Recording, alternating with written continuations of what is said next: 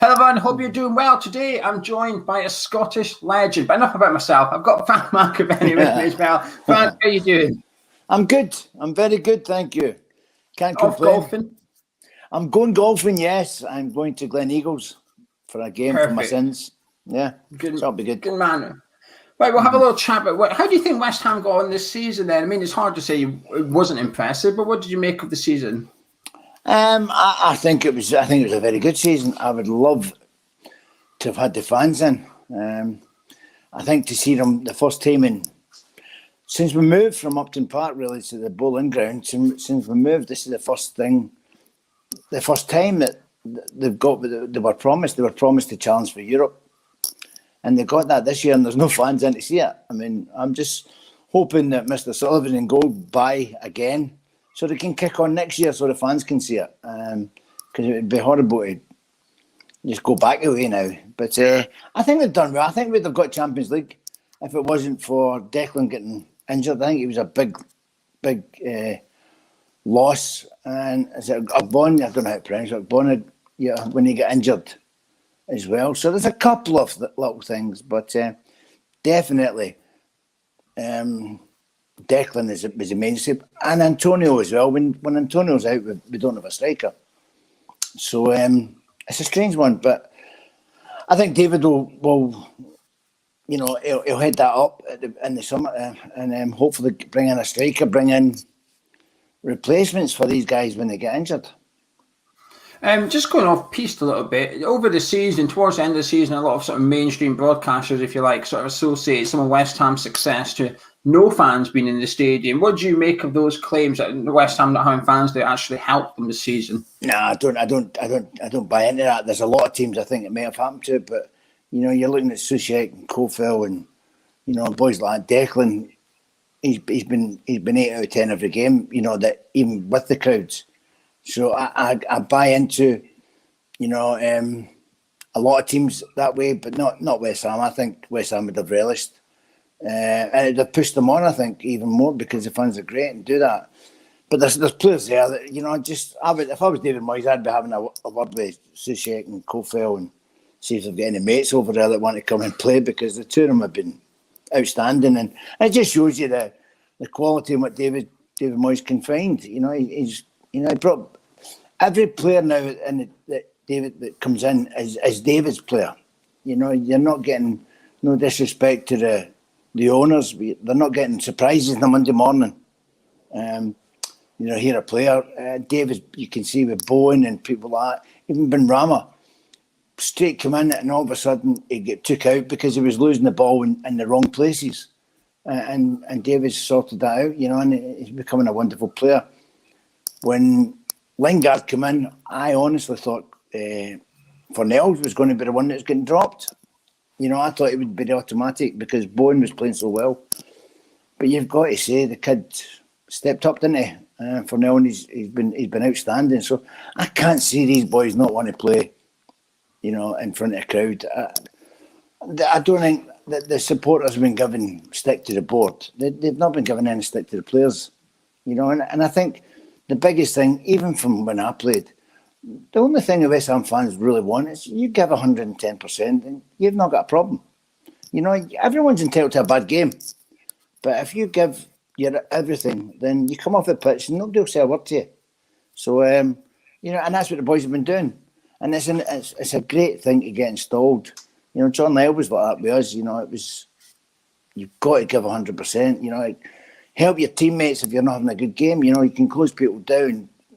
You can do a lot of things that that can help a team. So, and you see that in today's team. They're working their socks off, so they're fitter than what they have been. So yeah, it's been great. This summer, you speak about how David Moyes needs to get his own players in. I mean, there's been that you spoke not long ago about how when Ajeti went up to Celtic and that you spoke to David Moyes about him. Do you want to just explain? I've seen the story, but a lot of people watching this video perhaps haven't seen the story about that. I was only joking. I was saying to the boys up here that they were saying, Ajeti, West Ham, and I said I spoke to someone at West Ham about him, and they didn't even know who it was, and And I was on TV, and the boys are saying, I was on podcast, and the boys were saying, who was he spoke to? I said, David Moyes. Didn't even know who a Yeti was. Listen, he's not done it. He's came up here. He's just not wanting to work. He's not wanting to do anything. To be fair to him, he's come into a terrible team. So a lot of the boys' head to drop by the time he come in. But when you're a midfield player and you see someone not moving, not interested, he's taking his money, and it's a shame. It's a shame because we needed a striker, and it didn't work. The recruitment at Celtic's been terrible. So I think David Moyes secretly would have been thinking, how do I tell these that he's not good enough? I think he would have been secretly wanting to tell Celtic, but fair play to him. He's a West Ham manager. You've got to take that kind of money. When it comes in for something. Yeah. What do you make of Jesse Lingard then? Obviously, at the minute, we don't know if he's coming back next season, or he did a social media post yesterday, Frank, that sort of said goodbye but left the door open just in case he comes back, kind of thing. Do you think he'll be at West Ham next season? How important do you think it is he's at West Ham next season? Listen, it's down to him. He's not going to get a game at Man United. He may get a couple of games and then he'll be dropped out again. That's the kind of guy he is. I think he's a West Ham player. I really do. I think he can be the big fish at West Ham. He's a wonderful talent. I did say when he came, people saying it's a good signing. I said, if we get the Jesse Lingard of 3 years ago, it's a great signing. And that's what we got. And fair play him. Listen, he was not even getting a game for the reserves at Man United. Now he's back in the England team. West Ham done that for him. So I think the point, but more important, listen, the boy can go anywhere he wants because he came and done us a right turn. So I'm delighted for that. But you look at him, and I think he's really happy there. You see his posts. He didn't get any of them from Man United. So you see his posts, and you see with the boys, when he scores, the boys are delighted. There's a close-knit togetherness at West Ham now that we had back in the 80s, 90s. So it was, I'm enjoying it. That's pretty good. Jesse, I would love him to stay. West Ham's got him to where he's at the moment. And listen, who doesn't want to live in London? There's a lot of talk that we need a big striker, a big name striker in this summer. Is anyone you're hoping to see at West Ham, or is any striker in particular you're hoping to see us move for? Well, I hope we don't get Abrahams, and if it means Declan Rice will go the other way. Yeah, I do, but I don't want Declan to go the other way. West Ham should be in the market now. That they don't have to pick and choose. They can go and buy him. And that's what I'd like to see. I do like him. I think he's a great, wonderful talent. But I would rather Declan not go the other way if that's what the rumours are. I'd like Declan to stick around. Listen, he's going to go because the big clubs are going to come calling, whether it's here, abroad. But I'd like him to be here for another year or two. And what about Lewis Ferguson? I know a little bit about him. There's some advantages to being Scottish, ladies and gentlemen, and one of them is we know about players like Lewis Ferguson. But you personally know Lewis Ferguson. He's been linked to West Ham quite a bit recently. With supposedly scouted him. He's handed in a transfer request to Aberdeen, which has been rejected, but he's certainly made it known that he wishes to leave this summer. Would you like to see West Ham move for him? And do you think he's good enough for West Ham? Well, I think he's a great talent. If Declan was to move, he's a ready-made replacement. Now, this is something that I said before. If David Moyes knows Declan's moving next year, say, if he's here for another year, I'd buy Lewis right now and get him used to that role because he's a similar kind of player. It took Declan a little bit to adjust to that role. He was in beside the captain rather than Soucek. And it was he was doing a lot of, no disrespect to Knowles, but he's getting on in life, will do. Unfortunately, catches up. Does a great job when he's got people round about him. But when it was just him and Declan was doing a lot of running, and it wasn't letting Declan shine, if you like. So now he is, and if Declan was going to go, if I've got any inclination Declan's going, Lewis could come in. Not a problem. I wouldn't have a problem. Would they come in and walk into the team right now? No. You look at Armstrong left Celtic. Took him a while to get in the team, but he's a mainstay now. You know, people like that, they'll come down here. Unfortunately, it took me about 10 minutes to settle in when I came down, but I'm sort of not like other people, so yeah. But yeah, it would be great. It would be great to get someone like Lewis. I wouldn't have a problem with him coming in because he's a wonderful talent. I know his family, so I work with his dad, so it's great. Yeah, I compare him to the John McGinn thing. We looked at John McGinn 2 or 3 seasons ago when Moyes was first here, when he was at Hibs, and we didn't move for him. He went to Villa for 3 million or something. Now look at him, he's worth 30, 40 million, and simply like that. You get like one opportunity to buy players like this. You don't take it. Yeah. You know, Watford are heavily linked with him as well. David Moyes then, rumours are he's going to be signing his new contract very soon. Bit of a blow for him, do you think? Alan Irvine sort of stepping back from the assistant manager and going into a consultancy role. So Moyes needs a new assistant manager. Expecting big things from the manager next season? Listen, David is his own man. He's set in his ways. You won't change him. I think people thought it was so defensive. But I think the main thing what he's done is he sorted the defence out. But when we're going up the park, we break so quick, and that's not a coincidence because that's what he works on. He's got players that can do that, get players that work their socks off, and I'd like to see him bringing in some people. They're talking about him going for the boy at Brentford, the boy up front. I can't remember. Not even Tony. Tony was because he was supposed to go to Celtic. They wanted 5 million or something, and Celtic were arguing over a couple $100,000 apparently, and now they're talking about him going to West Ham for 30 odd million.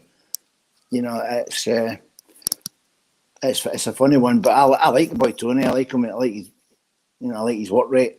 I like the boy Abrahams. I think that's the most important thing that we've missed. Well, I know apart from Declan this year, but Antonio's not going to play all the time. The way he is, the muscles he's got in his body, he's getting to that age. He could give us 8 games and then miss 4. If there's another striker there and they play sometimes 2, sometimes 1, then it'll rotate, it'll give him a rest. It'll be a hell of a lot better for Antonio because, let's be honest, people don't like playing against Antonio because he's a big, powerful, boy. And by all accounts, he was winding Sam Allardyce up the other night, which is quite funny. I like that. You're not a big fan of Sam, are you? Yeah. No. Sam's a great lad, but you can imagine. I don't know what he says. I don't know what Mikel Antonio said to him, but he wasn't happy. So it was quite funny. So that's the kind of things I say. It's sorry, but it is, and it's quite funny that still goes on. He's just winding the other team up.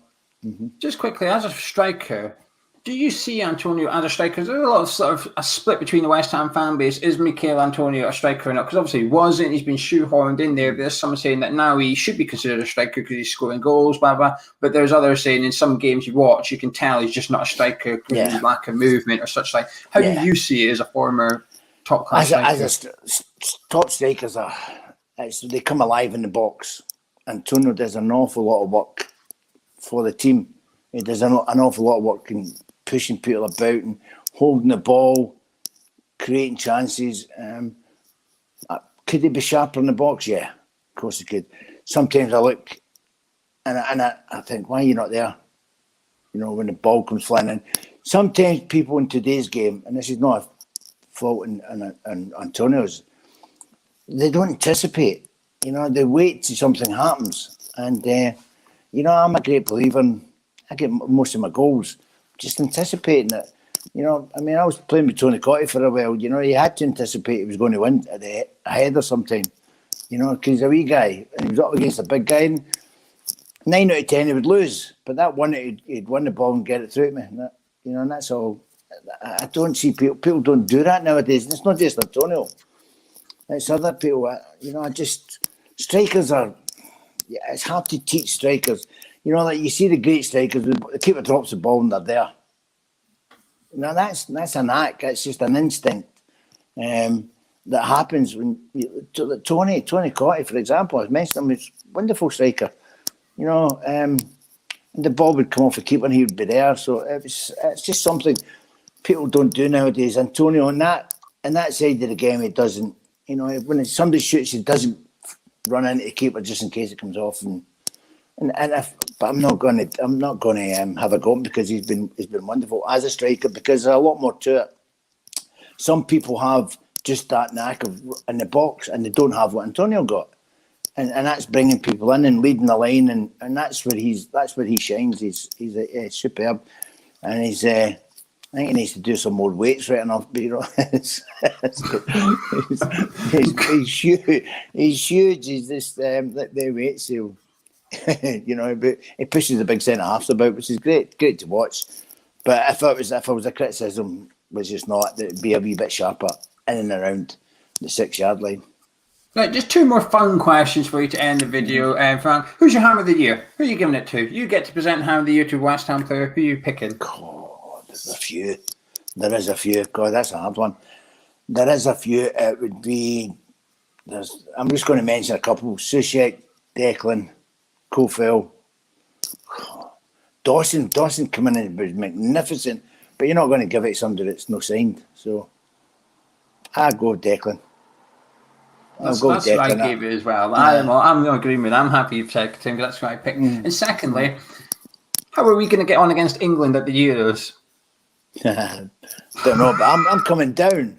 So it'll be great. I'm doing a night over in Grays. I'm publicising that. I'm doing a night in Grays with Mark Ward. So it's a Scotland-England thing, but I'll be one Scotsman there. So that should be interesting. if I come, I'll double the numbers. yes, it'll be interesting. It's in Turrell's Social Club in Grays, so it's going to be a good night.